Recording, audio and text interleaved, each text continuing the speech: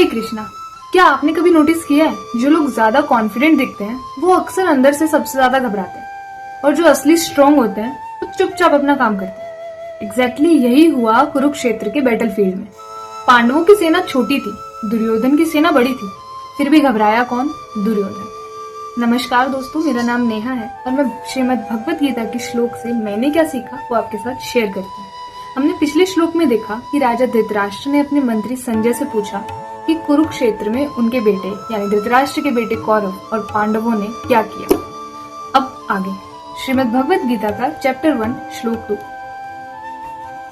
संजय उवाच, संजय कहते हैं, दृष्ट्वा तु पांडवानीकं व्यूढं दुर्योधनस्तदा आचार्यम् उपसंगम्य राजा वचनम् अब्रवीत्। उस समय राजा दुर्योधन ने व्यूह रचना युक्त पांडवों की सेना को देखकर और द्रोणाचार्य के पास जाकर यह वचन कहा। संजय कहते हैं, पांडवों की सेना को व्यूहबद्ध देखकर दुर्योधन अपने गुरु द्रोणाचार्य के पास जाकर कुछ कहते हैं। दुर्योधन के पास 11 अक्षौहिणी सेना थी, यानी कि 24 लाख वॉरियर्स, जो कि पांडवों से काफी ज्यादा था, क्योंकि पांडवों के पास 7 अक्षौहिणी सेना थी, यानी कि 15 लाख वॉरियर्स।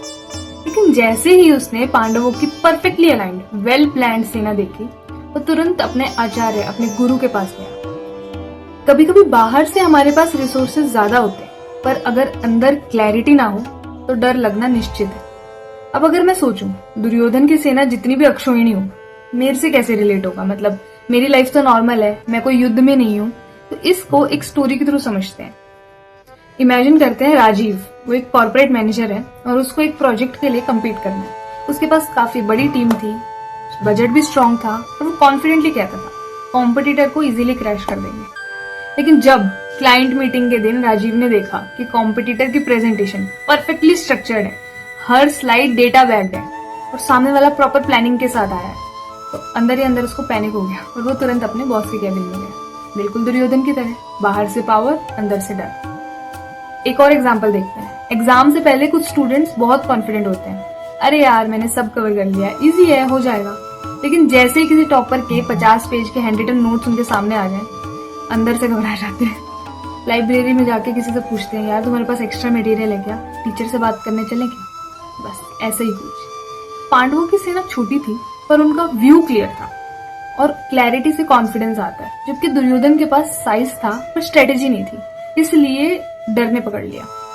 आपने देखा होगा व्हाट्सएप ग्रुप्स में या फिर न्यूज चैनल पे डिबेट्स में जो लोग अपने पॉइंट पे सबसे ज्यादा चिल्लाते हैं, अक्सर उनके पास सबसे कम क्लैरिटी होती है, और जो लोग सच में कॉन्फिडेंट होते हैं वो शांति से अपना पॉइंट रखते हैं, बिल्कुल पांडवों की तरह, साइलेंट बट सॉलिड। इससे मुझे ये रियलाइज हो रहा है कि जब विजन क्लियर ना हो तो डर अपने आप लगने लगता है। ज्यादा रिसोर्सेज होने के बावजूद अगर आपके पास स्ट्रेटेजी ना हो तो हार जीत तो बात की बात है, आपका कॉन्फिडेंस हिल जाता है। पांडवों की छोटी सेना भी कॉन्फिडेंट थी, क्योंकि हर वॉरियर को अपना रोल पता था, एक प्रॉपर स्ट्रेटेजी थी। इसलिए मैंने सीखा, जितना ज्यादा क्लियर प्लान उतना ही कम डर।